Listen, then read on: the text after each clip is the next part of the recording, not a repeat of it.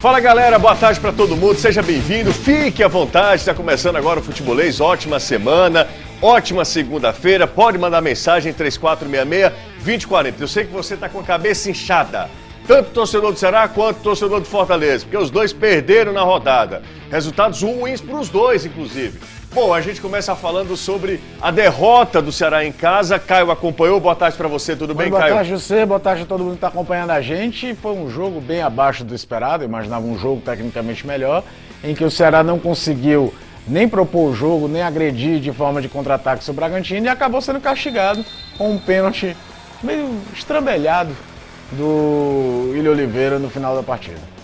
Foi isso mesmo? O Ceará merecia uma sorte maior, Caio? Eu acho que era jogo para empate, sabe, José? Por mais que o Bragantino tenha tido mais controle do jogo, teve mais posse de bola, era um time que tentava agredir mais o Ceará jogando, parecia aquele time que não tinha tanto repertório e a bola aérea era o que salvava, a bateria aérea do Ceará era o que salvava, mas também mesmo com a posse de bola e mais espaço no campo de ataque, o Bragantino criou poucas chances claríssimas de gol. E é bem verdade que quando criou, apareceu muito bem, ó. Richard, essa tem uma boa defesa, no começo do jogo, aos 8 minutos, era até uma brecha que a defesa do Ceará dava pelo lado direito, Edmar e Elinho atrapalhando muito a vida da zaga do Ceará, mas vai ter outra chance concreta do Bragantino aos 42, uma cabeçada do Ítalo no escanteio, em que o Richard faz outra grande defesa. No mais um jogo muito assim, no Ceará tentando, quando tinha posse de bola, uma imposição física, de um jogo aéreo, de bateria aérea, errando muito passe na transição de contra-ataque, o Sobral, o Fabinho, o próprio Vina ontem fez um jogo abaixo, e um Bragantino com mais posse de bola, sendo um time mais organizado na fase ofensiva, mas sem conseguir criar tantas chances de gol assim, né?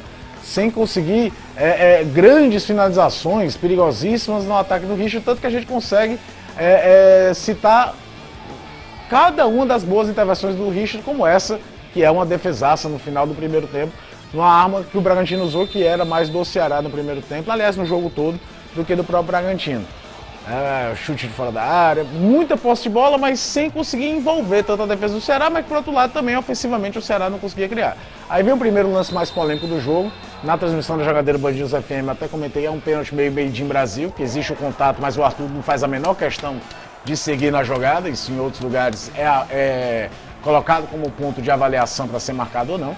O Richard vai até bem na bola, mas a cobrança do Claudinho é perfeita. Aliás, no duelo de dois dos melhores meias da competição, o Claudinho foi muito mais participativo no jogo do que o Vina, né?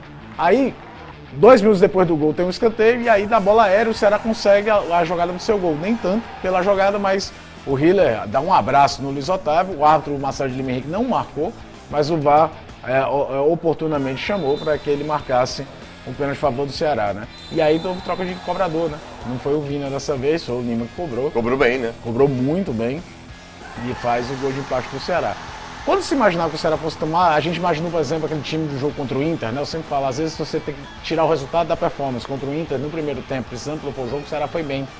Ontem ele não conseguiu fazer isso. O Bragantino marcava muito bem a saída de bola do Ceará, ou seja, a transição não saía. E quando o Ceará tinha posse de bola no campo de ataque, era muito pouco, muito raso. Em compensação, o Bragantino também não entrava tanto na área. Tem esse chute do Aderlan, que é uma grande defesa do Richard. Você vê que é um time mais organizado ofensivamente falando. Mas a defesa, quando chegava no vamos ver, até conseguia bloquear, conseguia criar, impedir que se criasse algumas dificuldades. Mas nessa história toda, essa bola é uma boa contra-ataque, o Jacaré já tinha entrado no jogo, mas no replay dá a entender que ele está em posição irregular. Então se sai o gol, bela jogada do Léo Ortiz, frieza. E aí a gente vai ver o gol, uma das substituições que eu não entendi do Faganello. Na hora que ele foi mexer, tirar o Fabinho, que já estava mais cansado, ele optou pelo Willian Oliveira e não pelo Charles. O Willian Oliveira entrou mal demais, muito estabanado, e acabou castigado com um pênalti bobo desse, uma bola bate no braço dele. Você vê a reação do Wesley na hora da marcação, é meio assim, foi. E é basicamente o último lance do jogo.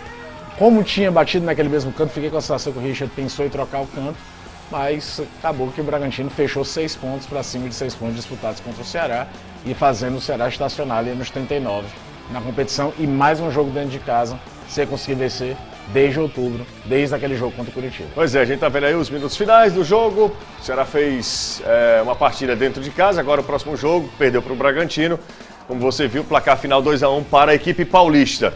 No nosso Instagram, a gente fez uma postagem que reflete bem esse momento do Ceará. A questão são jogos em casa. O aproveitamento do Ceará como visitante é bom. Em casa, a última vez que o Ceará venceu foi no dia 24 de outubro, a vitória sobre o Coritiba, faz tempo. Então, falando em casa, e eu me refiro Campeonato Brasileiro e também falo sobre Ceará mandante, porque o Ceará já venceu em casa, nesse intervalo venceu a equipe do Fortaleza, né, no Clássico Rei, mas como mandante, desde a vitória lá contra a equipe do Coritiba, faz tempo, hein? Lá em outubro, 24 de outubro, se o Ceará tivesse um aproveitamento melhor como mandante, certamente ele estaria ali entre estaria com os o oitavo, 42 ali, pontos, já estaria ali. Situação melhor. Já estaria. É sempre bom filtrar os jogos, né? Porque esse jogo contra o Bragantino e o jogo contra o Atlético Goianiense foram muito ruins. O jogo contra o Internacional, o resultado é péssimo, mas a atuação, principalmente naquele primeiro tempo, não foi ruim. Não foi um resultado, não foi um jogo para o Ceará perder. O jogo de ontem foi muito um castigo de um time que realmente não conseguiu jogar, neutralizava muitas vezes o equipe do Bragantino, mas quando você não consegue criar mais dificuldades, você vê que no segundo tempo as chances de gols do Ceará foram escassas. Acaba ficando sujeito a um lance fortuito, foi o que aconteceu no final do jogo, o pênalti que deu a vitória para o Bragantino. Vai lá no nosso Instagram, tá? Tem sempre conteúdo muito bacana lá. Bom, e a gente sempre fala, né, quando a gente... ele sabe que o Ceará tem uma órbita ali no Vina, e quando ele vai mal, consequentemente também o time vai mal. E quando o time não ajuda, o rendimento do Vina, claro, obviamente, Andorinha não faz verão, né? Ele não faz tudo sozinho. E o Faganello falou sobre o seu principal jogador da temporada, o principal jogador do Ceará, que ontem não ajudou muito o Ceará a conseguir evitar uma derrota para o Bragantino. Dá só uma olhada. O Vinícius é o nosso principal jogador ofensivamente, né? Ele foi muito bem marcado.